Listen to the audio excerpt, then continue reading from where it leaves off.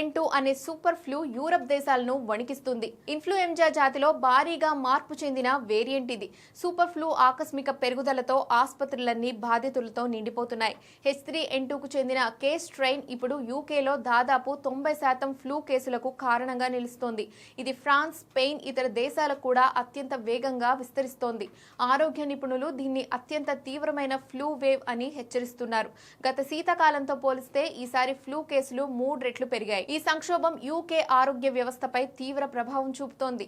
ఆసుపత్రుల్లో పడకలు, సిబ్బంది కొరత ఏర్పడింది. పలు పాఠశాలల్లో విద్యార్థులు, సిబ్బంది అధికంగా గైర్హాజరవుతున్నారు.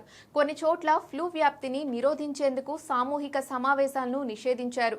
సూపర్ ఫ్లూ కారణంగా వృద్ధులు, చిన్నారులు దీర్ఘకాలిక అనారోగ్యంతో బాధపడుతున్నారు. ఆసుపత్రుల్లో చేరుతున్నారు. ప్రజారోగ్య అధికారులు ఈ వ్యాప్తి కొద్ది రోజుల్లో గరిష్ట స్థాయికి చేరుకోనుందని ఆందోళన వ్యక్తం చేస్తున్నారు. రాబోయే శీతాకాల నెలల్లో మరిన్ని కేసులు నమోదవుతాయంటూ అంచనాలు వేస్తున్నారు.